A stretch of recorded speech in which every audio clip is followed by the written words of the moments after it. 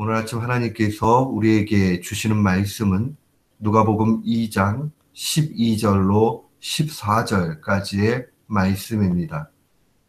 누가복음 2장 12절로 14절 말씀.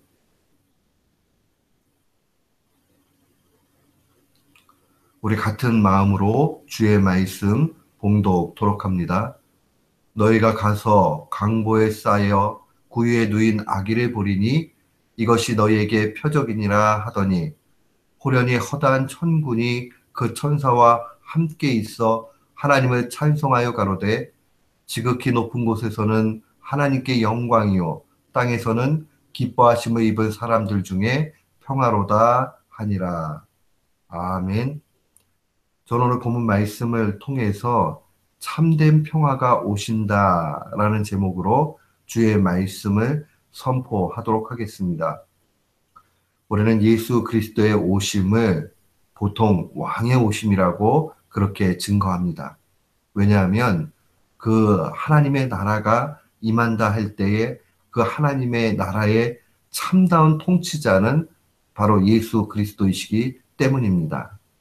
그런데 이 예수 그리스도의 오심을 많은 사람들이 일컬어서 평화의 왕으로 오셨다라고 그렇게 증거합니다. 평화의 왕으로 오셨다. 미국 교회 이름들 보면 King of Peace, 이 평화의 왕이다. 이렇게 이름을 지은 교회들을 종종 보게 됩니다. 왜 이 평범하게 온 이 아이가 평화의 왕인가? 오늘 12절 말씀에 보면 강보, 그 아기를 쌓아놓는 그러한 그 이불 같은 걸 얘기하지요. 강보에 쌓인 구유에 누인 아기를 보리니 이것이 너희에게 표적이 된다라고 그렇게 증거합니다. 이 표적이라는 말은 성경에 나와 있는 기적이라는 말과 조금 다릅니다. 표적이라는 말이 세메이온이라는 말인데 이 말은 단순한 기적이 아니라 특별한 의도를 가지고 있는 그 의미가 있는 기적을 의미합니다. 그 강보에 쌓여 있는 아기가 무슨 표적이 될까? 그 이야기는 우리가 깊은 그 스토리를 보면 알게 됩니다. 그것은 바로 단순한 아이가 아니라 이 아이는 하나님이 직접 인간의 모습으로 오셨다는 데에 충분한 의미가 있습니다. 또한 이것은 기적일 수밖에 없는 것이 성령의 잉태를 통해서 오셨기 때문에 그러합니다.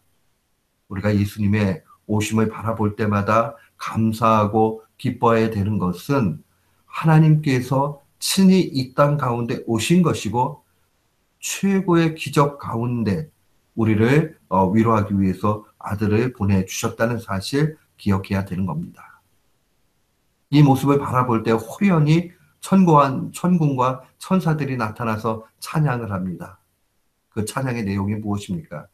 그게 바로 하나님의 지극히 높은 보좌, 천상에서는 하나님께 영광이 되고 땅에서는 사람들에게 평화가 된다라고 그렇게 노래하기 때문에 평화의 왕이라 그렇게 일컬음을 받는 것입니다. 사랑하는 성도 여러분, 실제로 하나님께서 친히 인간의 모습으로 오신 것은 수치일 수 있습니다.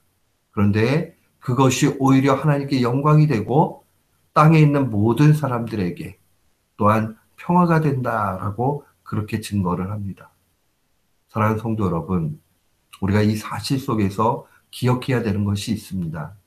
그것은 바로 우리가 이 평화의 왕으로 오신 예수 그리스도를 바라볼 때마다 이것이 하나님 앞에 가장 아름다운 영광이라는 사실을 기억해야 됩니다. 이 평화의 왕으로 오신 예수 그리스도를 바라보는 그런 사람들은 어떠한 모습으로 살아야 됩니까?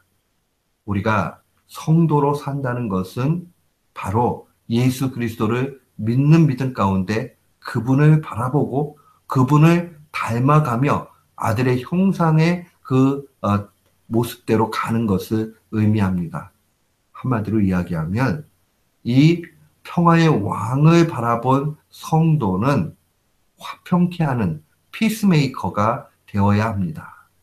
이 피스메이커라는 것이 평화를 만드는 사람들이죠.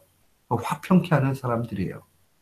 주님께서 마태복음 5장 9절에 팔복 가운데 이렇게 선언해 주셨습니다. 화평케 하는 자는 복이 있나니 저희가 하나님의 아들이라 일컬음을 받을 것이다. 하나님의 자녀로 일컬음을 받는 그 복 가운데 정말 그 최고의 모습이 무엇이냐? 바로 화평케 하는 자라 하는 겁니다. 우리가 예수 그리스도를 믿고 구원을 받았다라면 그 구원받은 사람들은 마땅히 이 피스메이커, 화평케 하는 사람으로 살아가야 됩니다. 사랑하는 성도 여러분, 근데 화평케 한다는 것이 무엇을 의미합니까? 히브리서 12장 14절 말씀에 보면 모든 사람과 더불어 화평함과 거룩함을 따르라. 이것이 없이는 아무도 주를 보지 못한다라고 증거합니다. 여기 아주 중요한 개념이 두 가지가 나옵니다. 하나는 거룩함이고 또 하나는 화평함입니다. 거룩함이라는 것은 1차적으로 하나님과의 관계가 온전한 것을 의미합니다. 하나님과의 관계가 좋은 것이죠. 하나님과의 관계가 좋기 위해서 필요한 것은 세상의 원리를 따르지 않고 세상과 구별된 것을 이야기합니다. 그러니까 세상 사람들이 그러한 방식으로 살아도 신자가 그렇게 살지 않고 하나님과의 관계가 온전할 때 거룩함이 이루어집니다. 이 최고의 거룩함이 무엇이냐? 바로 예수 그리스도를 나의 구주로 믿는 것입니다.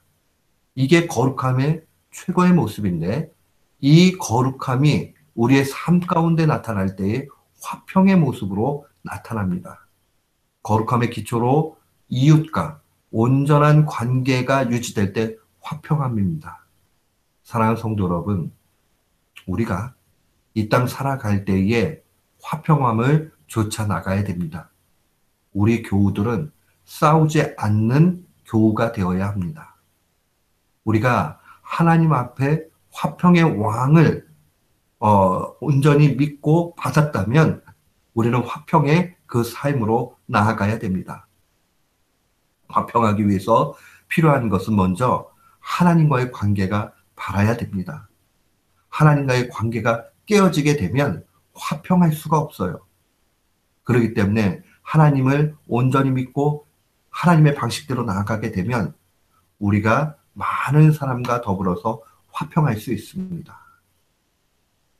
이 땅을 살다 보면 고난도 와요. 화평을 추구해 나가다 보면 손해를 보기도 하고 때때로는 관계가 표면적으로 어그러진 것 같이 보일 때가 있습니다. 이게 왜 화평일까? 이런 생각 들 수 있어요. 근데 그때 먼저 점검해야 될 것이 있습니다. 내가 하나님과의 관계의 온전함 속에서 하나님의 방법을 추구해 나가다가 관계가 어그러지고 문제가 생기는 것은 그것은 화평을 깨는 일이 아닙니다. 어둠이 있는 곳에 빛이 가면 그 어둠이 빛을 미워하듯이 문제가 생길 수 있어요. 그러나 그러한 경우가 아니고서는 우리는 어떠한 일이 있어도 이 화평함을 좇아 나가야 됩니다. 야고보 사도도 야고보서 3장 18절에 증거하기를 화평하게 하는 자들은 화평을 심어 의의 열매를 거둔다라고 증거합니다. 의의 열매, 우리가 다른 말로 이야기하면 이 의롭다함을 얻은 사람들은 당연히 화평으로 삶을 살아간다 하는 것을 의미하는 겁니다. 어떻게 하면 우리가 화평을 이룰 수 있습니까? 바울사도는 주의 말씀을 증거합니다. 로마서 12장 17절로 18절 말씀에 보면 아무에게도 악을 악으로 갚지 말고 모든 사람 앞에서 선한 일을 도모하라. 할 수 있거든 너희로서는 모든 사람과 더불어 화목하라 라고 증거합니다. 화평케 하는 일의 아주 구체적인 일은 화목한 일입니다. 싸우지 않는 거예요. 그러기 위해서 필요한 것, 악을 악으로 갚지 말고 모든 사람 앞에서 선한 일을 도모해 나아가는 겁니다. 사랑하는 성도 여러분, 대강절을 지나고 있을 때에 주님은 우리에게 명령하십니다. 우리가 어떻게 살기를 원하십니까? 그것은 바로 평화의 왕을 바라보면서 화평케 하는 사람으로 살기를 원하십니다. 우리가 온전히 화평한 그러한 인격이 되어져 주님 앞에 살아가기 원한다면 우리는 악을 악으로 그렇게 갚는 일에서 떠나야 됩니다. 오히려 축복하고 대적하는 사람들 향해서 더 품어주고 그렇게 나아가야 됩니다. 우리가 살아갈 때에 우리를 힘들게 만드는 그런 사람들이 있을 겁니다. 그때에 미워하는 마음 갖지 말고 하나님 앞에 맡기고 오히려 사랑하고 용납하고 이해하면서 축복하고 나아가야 됩니다. 용서의 크기가 큰 사람, 화평케 하는 사람입니다.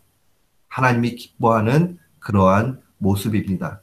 오늘도 살아갈 때에 용납하고 사랑하고 이해하고 품고 그래서 평화의 왕 대신 예수 그리스도 닮아 모든 이들이 화평케 하는 피스메이커 되시기를 주님의 이름으로 축원합니다. 아멘.